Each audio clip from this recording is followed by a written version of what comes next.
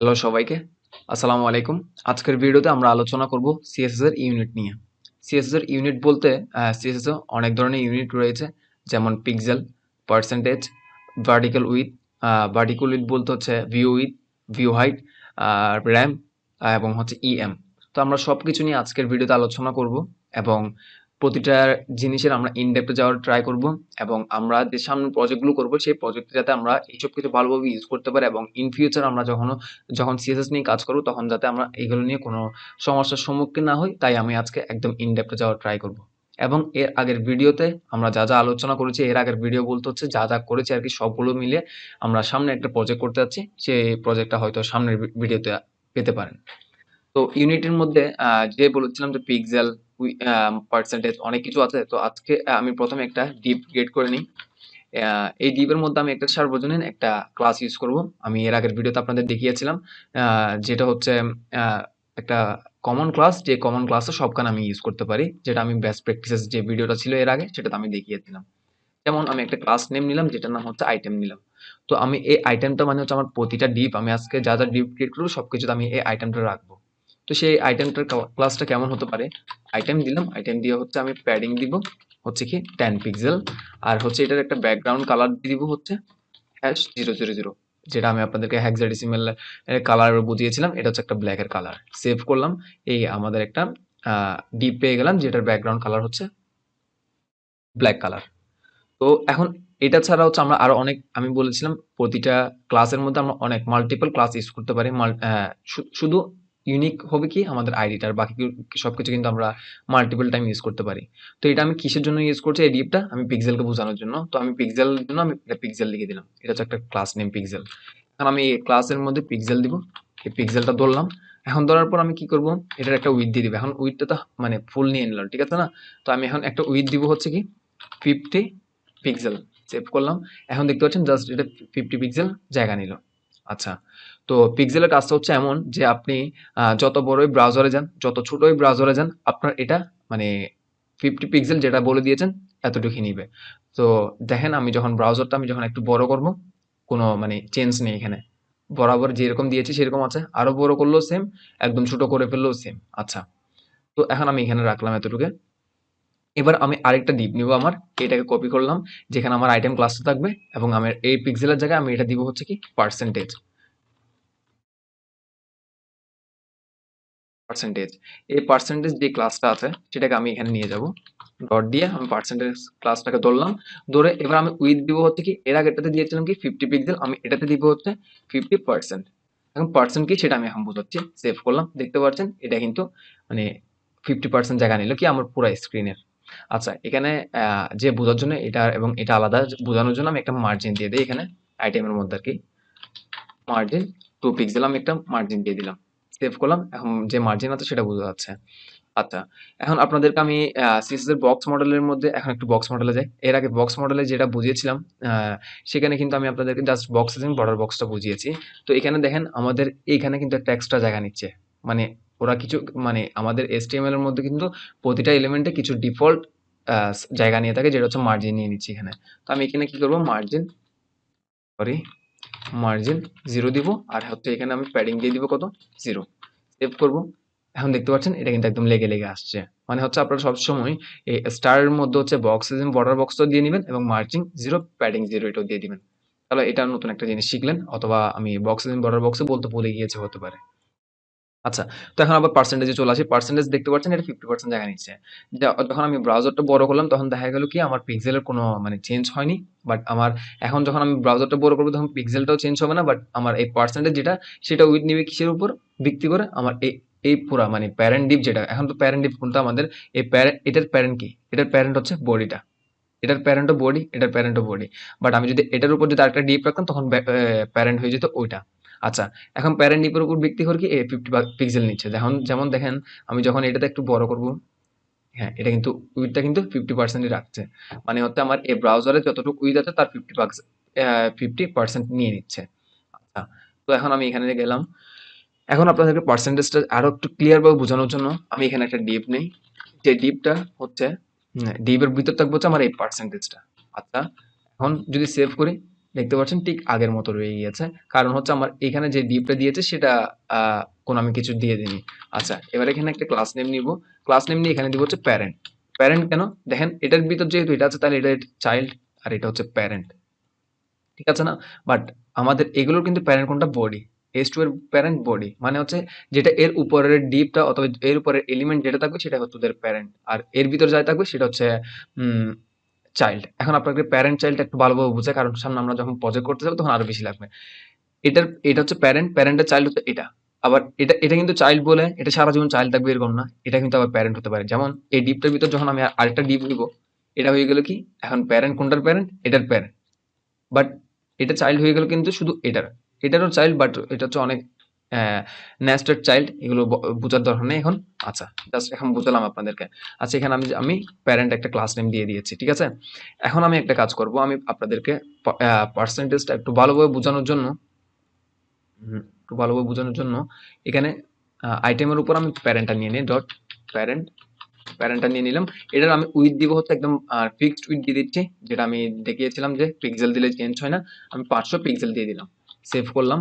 এবং একটা বর্ডার দিয়ে দিই, বর্ডার 2 পিক্সেল সলিড রেড দিয়ে দিই, সেভ করলাম। এখন দেখতে পাচ্ছেন কি আমার প্যারেন্টের উইথ হচ্ছে কি 500 পিক্সেল। আচ্ছা, এখন দেখেন এটা কিন্তু আমার, আর এই ভিতরের যে পার্সেন্টেজ এটা কিন্তু আর চেঞ্জ হচ্ছে না এখন বড় করার পর। দেখেন আর কোনো চেঞ্জ হচ্ছে না। কারণ কেন চেঞ্জ হচ্ছে না? এটা কিন্তু ঠিকই চেঞ্জ হচ্ছে। বাট চেঞ্জ হচ্ছে সেটা আমরা বুঝতেছি না। বুঝতেছি না মিন হচ্ছে কেন? আমি যদি এটাকে একটা মানে পারফেক্ট মানে হচ্ছে কি বলে এটাকে? মানে এক্সাক্ট একটা আমি উইডথ দিয়ে দিয়েছি। যেমন এখানে হচ্ছে 500 পিক্সেল। তো 500 পিক্সেল দেওয়ার কারণ হচ্ছে কি? এটা 500 পিক্সেল আছে, তো এটারই 50% নেবে কোনটা? আমার এই পার্সেন্টেজ যেটা আছে সেটা। এখন পার্সেন্টেজটা তো এটার প্যারেন্ট, ঠিক আছে না? আমি বলেছিলাম কি পার্সেন্টেজ ইউজ হয় কিসের উপর ভিত্তি করে? প্যারেন্টের উপর ভিত্তি করে। তো প্যারেন্ট যেহেতু আমার 500 পিক্সেল, তাহলে সেজন্য এটা নিচ্ছে। যেমন আমি আপনাদেরকে আরেকটু ভালো বোঝানোর জন্য উম এটা দেখেন, এখানে আমি প্যারেন্টকে দিয়েছিলাম কত, 500। আচ্ছা, এখন আমি প্যারেন্টকে 500 না দিয়ে আমি 600 দিলাম, 600 দিয়ে এখন সেভ করিনি। সেভ করলে দেখবেন এটাও বড় হবে, এই মানে বর্ডারটাও বড় হবে, দেখা যাবে এটাও বড় হবে। এখন যদি একটু সেভ করি, একটু বড় হলো। কারণ কেন কেন বড় হলো? কারণ হচ্ছে এটা 600 পিক্সেলের অর্ধেক নিচে জায়গা। যেমন আপনারা যদি একটু চোখে যদি মেজারমেন্ট করতে পারেন ভালোভাবে বুঝতে পারবেন। দেখেন এই 600 পিক্সেলের অর্ধেকই নিচে কিন্তু এটা, ঠিক আছে। যদি আমি 500 পিক্সেল করে দিই, এখানে গিয়ে যদি আমি আবার 500 পিক্সেল করে দিই, আচ্ছা 400 করে দিই এবার আর একটু ভালো বোঝার জন্য। সেভ করে আমি এখানে আসলাম, দেখেন এটা কিন্তু মানে এটার অর্ধেকের নিচে। তাহলে এখন পার্সেন্টেজ এবং পিক্সেল কিভাবে কাজ করে সেটা একদম বুঝে গিয়েছেন। তাহলে আর এটা নিয়ে আর সমস্যা হওয়ার কোনো কথা না। এবার আমরা চলে যাব হচ্ছে ভার্টিক্যাল উইথ এবং ভার্টিক্যাল হাইট নিয়ে। তো সেটার জন্য আমি এখন আপাতত এটা অফ রাখি, এটা আপাতত অফ রাখি। আর এখানের মধ্যে আমি পিক্সেলের জায়গায় দিয়ে দিব কি হচ্ছে view with, view with. View উইথের জন্য আমি এখানে একটা ক্লাস নিয়ে নিই, এখানে ডট ভি উইথ, মানে হচ্ছে আমি এই ক্লাসটা ধরলাম জাস্ট। এখন ধরার পর ভি উইথ কিভাবে কাজ করে সেটা বুঝাই। আমি উইথ দিব উইথ 100 বিডব্লিউ, এটা দিলে হচ্ছে কি মানে আমার এই পুরা স্ক্রিন যেটা আছে স্ক্রিনের 100% কি উইথ নিয়ে নিবে। এখন যদি আমি এখানে সেভ করি, এই দেখেন এটা কিন্তু 100% উইথ নিয়ে নিচ্ছে, যে আইটেম যেটা আছে সেটা ভিউ উইথ অল আইটেম। এখন আমি যদি এখানে 100 না দিয়ে আমি যদি 50 দিই, 50 ভার্টিক্যাল উইথ মানে ভিউ উইথ, তাহলে দেখা যাবে এটা অর্ধেক নিবে আমার স্ক্রিনের। এখন সেভ করি, এখন নিয়ে নিচ্ছে কিন্তু অর্ধেক। তো এখানে যদি আমি 40 ভার্টিক্যাল উইথ দেই, তাহলে এটা 40 ভার্টিক্যাল উইথ। আচ্ছা, তো ভিউ উইথ, ভিউ হাইট, এগুলো ভিউ হাইটটাও দেখিয়ে দিই একেবারে। এখানে ভি উইথ, তো এখানে দিব হচ্ছে হাইট। তো এখানে ভিউ উইথের জায়গায় হবে এখানে কি হাইট। হাইট হাইট নিবে কিরকম, হাইটও কিন্তু এখানে উইথের জায়গায় কিন্তু উইথ দিতে পারবেন, এখানে হাইট দিতে হবে। হাইট ভি এইচ ইউজ করলে এখানে হাইট দিবেন, এবং ভার্টিক্যাল হাইট ইউজ করলে ভি ডাব্লিউ না দিয়ে হচ্ছে আমরা ভি এইচ ইউজ করবো জাস্ট। এখন আমি যদি সেভ করি, এখন দেখতে পাচ্ছেন এটা কি জায়গা নিল, 40 ভিউ উইথ। এখন যদি আমি 40 না দিই, আমি যদি এখানে যদি 100 দেই, 1000 না 100 দেই, সেভ করলাম, দেখতে পাচ্ছেন এটা আমার 100 মানে ইয়া নিচ্ছে, মানে আমার স্ক্রিন সাইজ যতটুকু এতটুকু নিচ্ছে, উপরেরটা বাট হচ্ছে ওর জায়গাটা নিয়ে নিবে আপনি যতটুকু বলেছেন।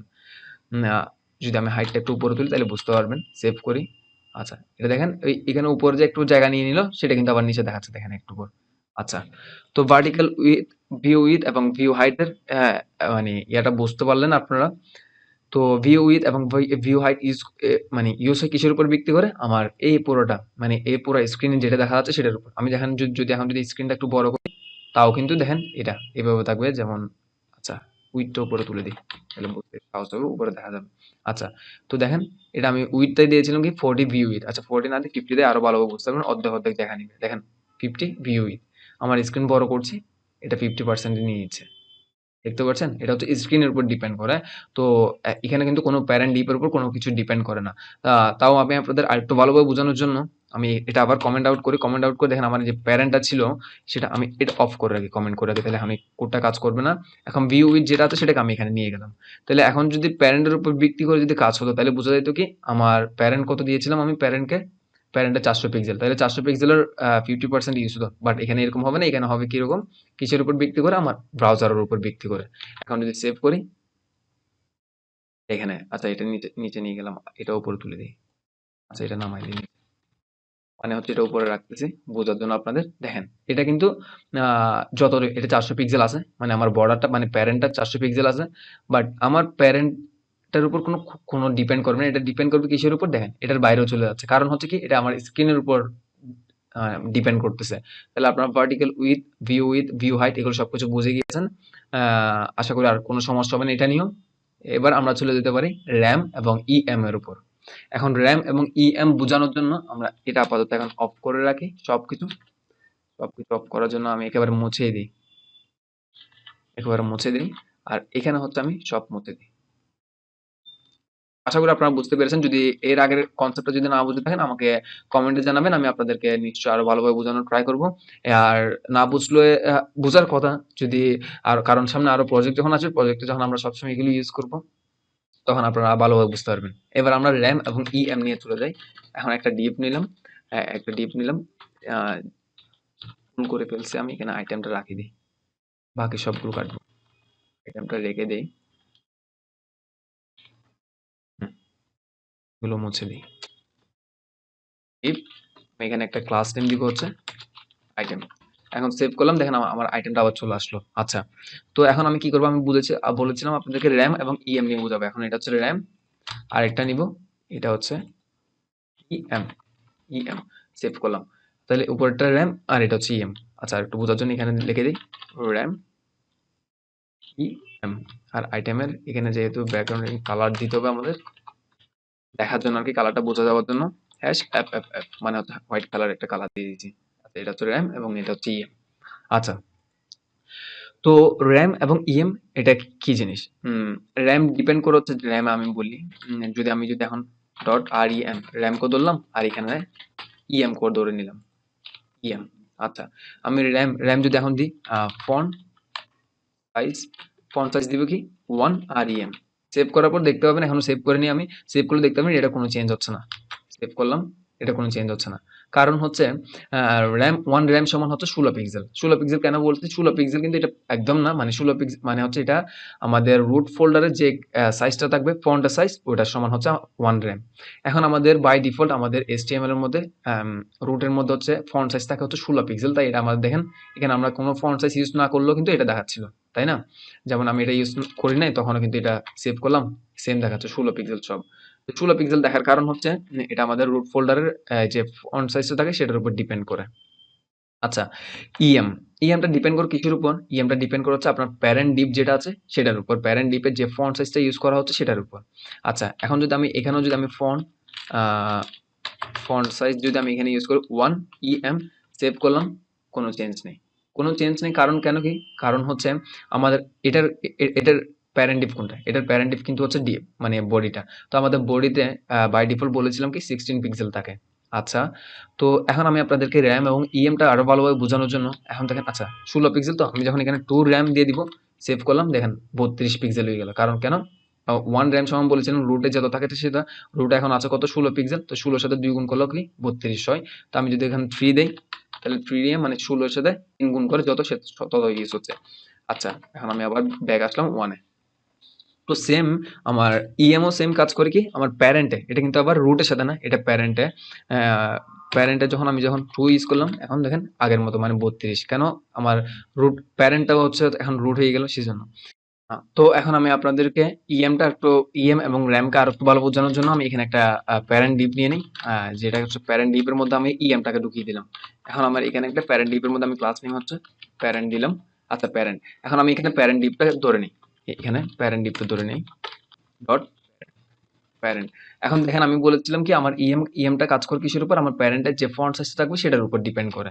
তো আমি এখন প্যারেন্টকে আমি একটা ফন্ট সাইজ দিলাম, ফন্ট সাইজ দিলাম হচ্ছে কি 40 পিক্সেল।